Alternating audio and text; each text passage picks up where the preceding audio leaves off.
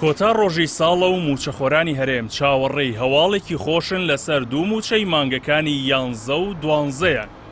بەڵام پەیامە دووبارە و سواوەکانی سەرۆکی حکوومەتی ماوە بەسەرچوو دەبیستنەوە کە دیسانەوە دەڵێت سوپاسی خۆڕاگری و پش و درێژیتان دەکەین کە ساڵێکی سەختی دیکەی داراییتان بەڕێ کرد.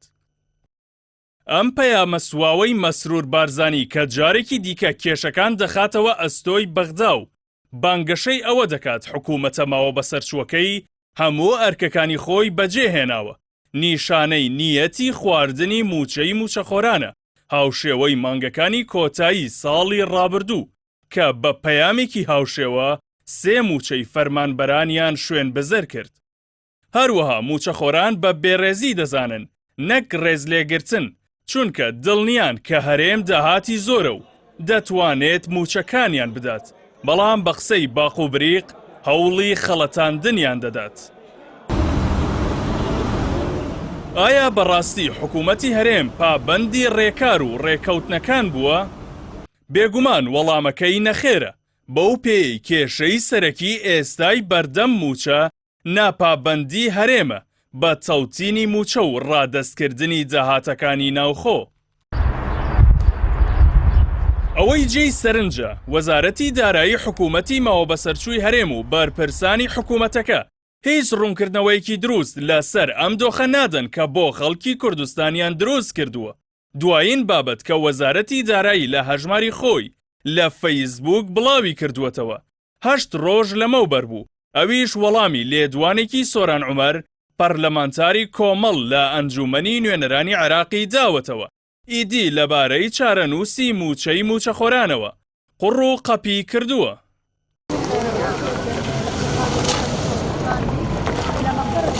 بەرپرسانی پارتی و یەکێتی و بەشێک لە لایەنەکانی دیکە لەبری ئەوەی خەم لە چارەنووسی خەڵکی کوردستان بخۆن و ماف و شایستە داراییەکانیان بۆ دەستەبەر بکەن، پشووی سەری ساڵ لە وڵاتانی ئەوروپا و ڕۆژاوا بەسەر دەبەن و ژینگەیەکی زۆر جیاواز لەوەی خەڵکی ستەم لێکراو بۆ خۆیان دەسازێنن.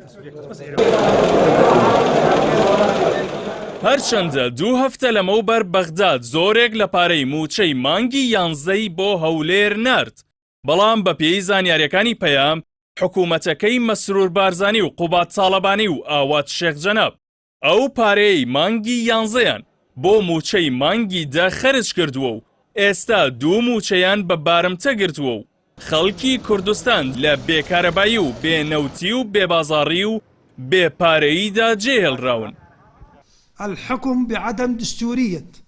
ساڵی 2024 دەستکەوتێکی گەورەی بۆ خەڵکی کوردستان تێدا بوو. ئەویش دادگای فیدراڵی گەرەنتی موچەی کردو.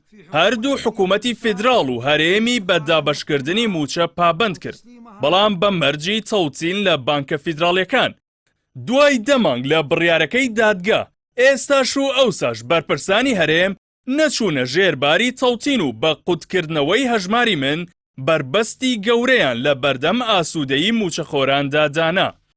هاوکات داهاتی ناوخۆی هەرێم کە لە 6 مانگی ڕابردوودا بە نزیکەی 3 تریلیۆن دینار دادەنرێت ڕادەستی بەغدا نەکراوە و ئامادەش نییە بۆ موچەی خەرج بکەن. کەس نازانێت ئەو هەموو داهاتە چی لێکراوە. دەسەڵاتدارانی هەرێم کە خۆیان سەری ساڵێکی پڕ لە دەستکەوتی دژی و گەندەڵی بەڕێ دەکەن، باکیان بە گوزەرانی موچەخۆران نییە، لەبەر ئەوەی خۆیان لە ژیانێکی شاهانەییدا دەژین، لە ژیانی سەختی موچەخۆران تێناگەن.